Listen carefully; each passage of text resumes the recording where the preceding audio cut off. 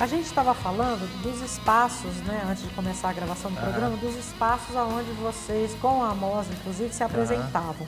Vocês têm um espaço, tipo assim, eventos religiosos promovidos, né, pela congregação, aonde essas bandas se apresentam, ou vocês também ocupavam espaços normais, de bares, de espaços aonde o rock acontecia, ou acontece? Isso, é.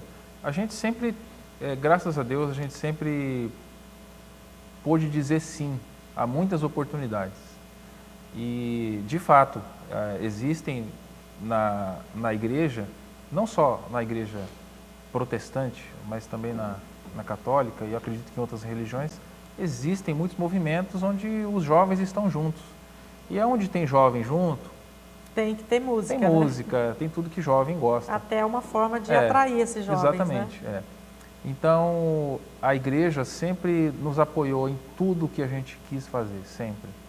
Nós fizemos coisas que nunca foram feitas antes na capital. Aqui em Campo Grande eu falo porque a gente é daqui.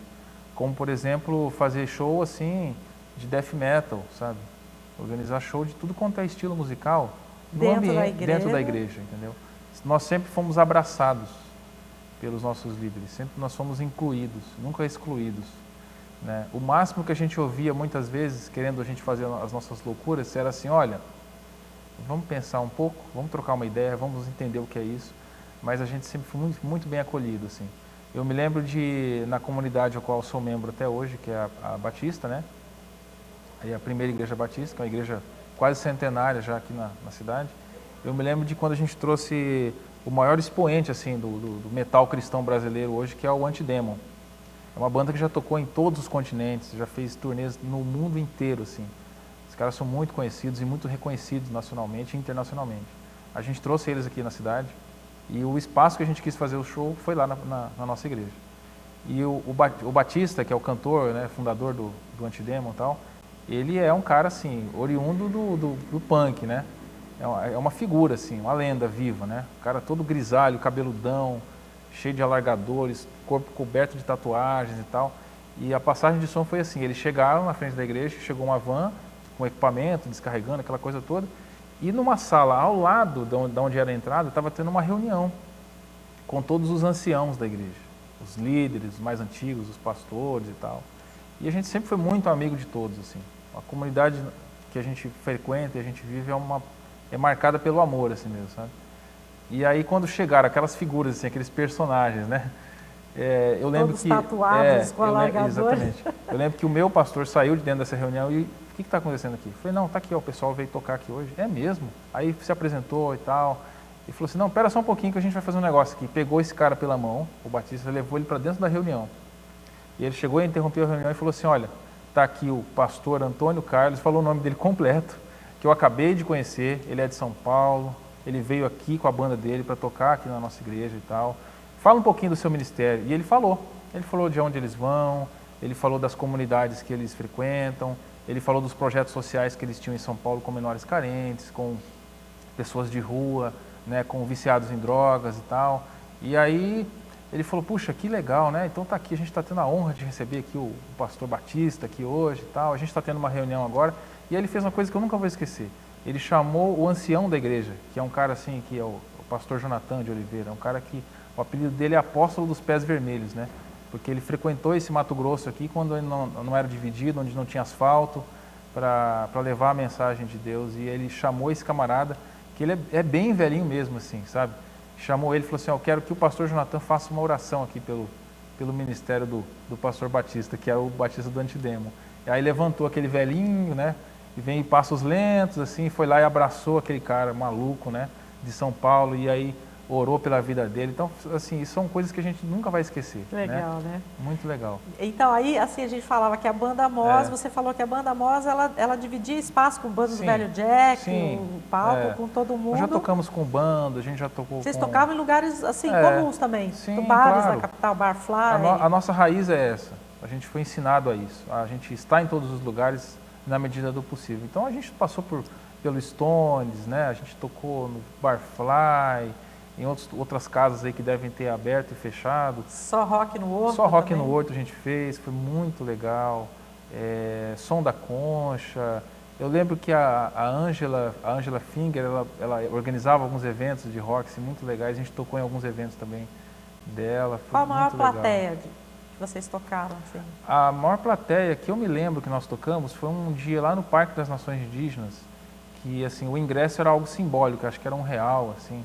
Foi um dia com a Oficina G3 e eles tiveram que parar o show do Oficina G3, eu me lembro disso, algumas vezes para tentar acomodar mais gente dentro daquele lugar, porque realmente ficou tomado, assim, aquele centro ali do parque, né?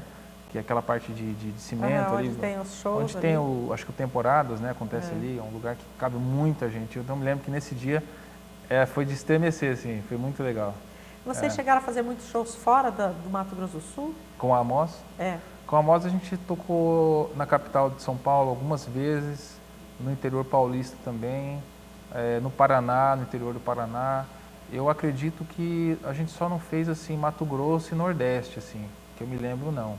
Mas interior do Mato Grosso do Sul a gente fez também, muito legal. E a Amos não existe mais? A Amos, ela teve as suas atividades assim interrompidas ali no final de 2008, mais ou menos, que foi quando a gente, assim, eu já estava casado, já estava com meu primeiro filho, então com raízes mais fixas aqui em Campo Grande.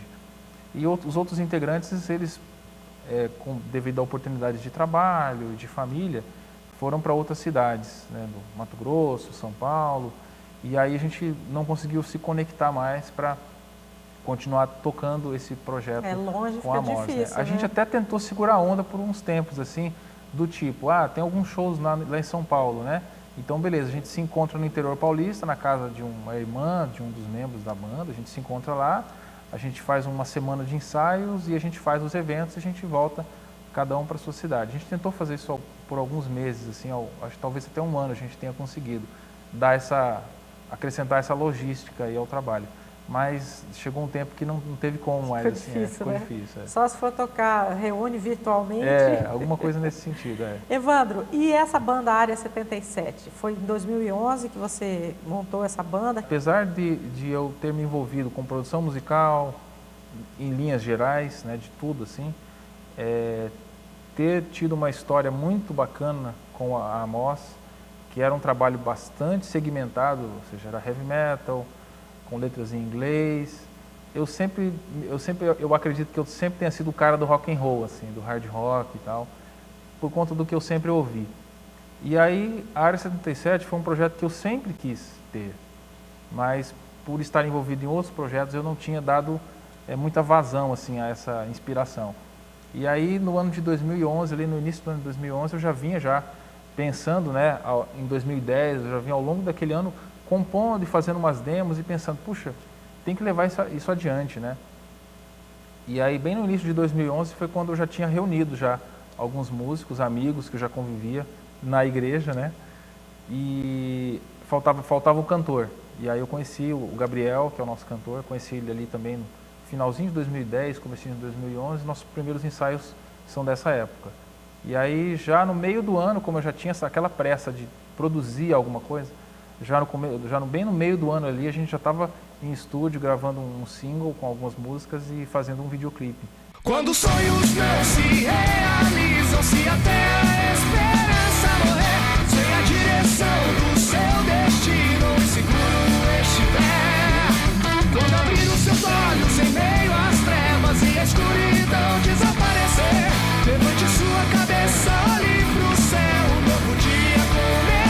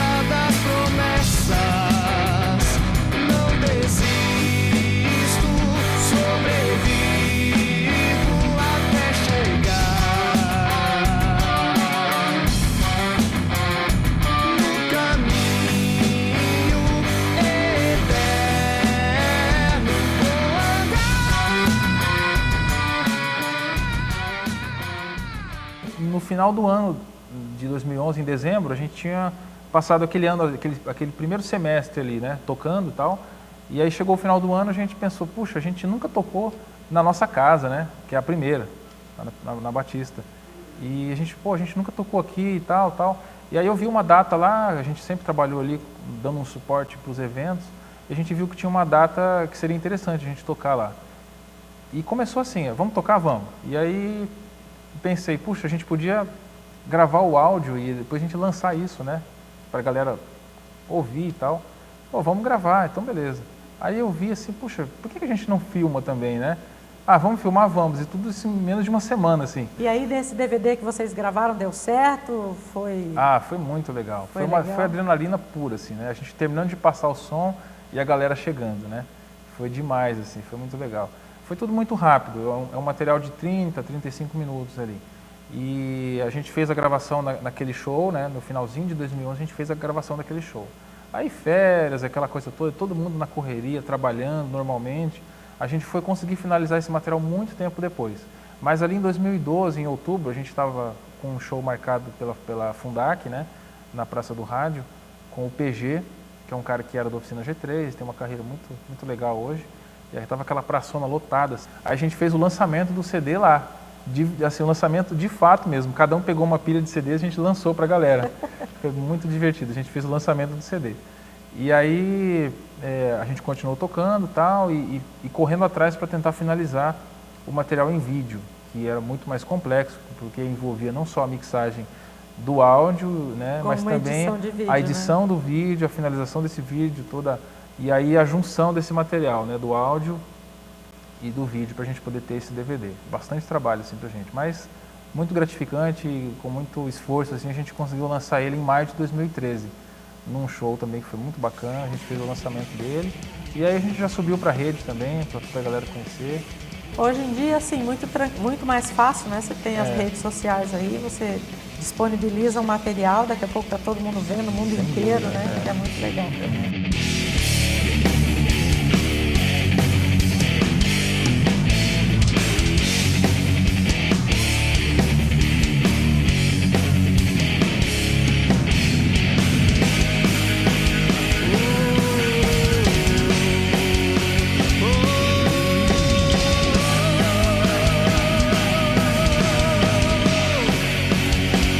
Desintoxicar seus pensamentos.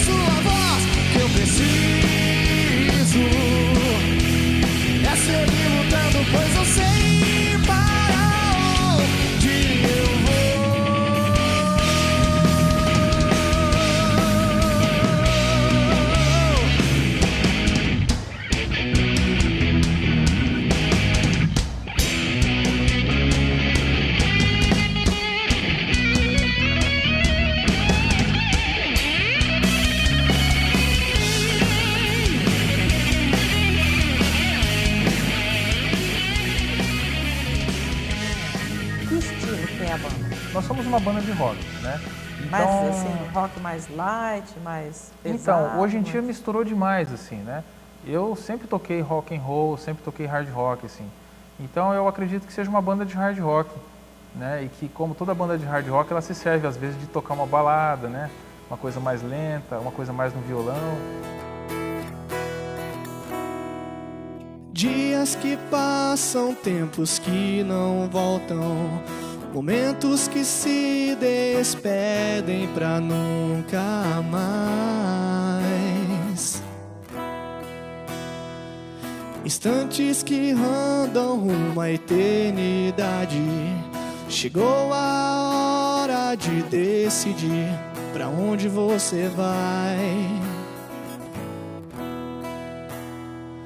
Um preço muito caro foi pago, marcas de um plano de amor consumado. A morte perdeu, o autor da vida venceu.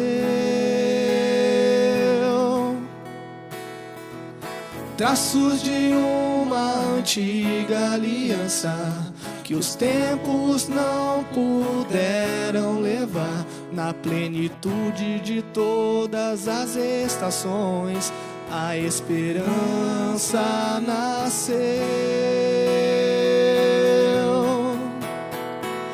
Junto com ele viveremos, para todos sempre estaremos, adorando e exaltando o nosso Rei. Senhor do espaço e do tempo, escreveu cada linha da história. Com suas próprias mãos, tudo conquistou para nós.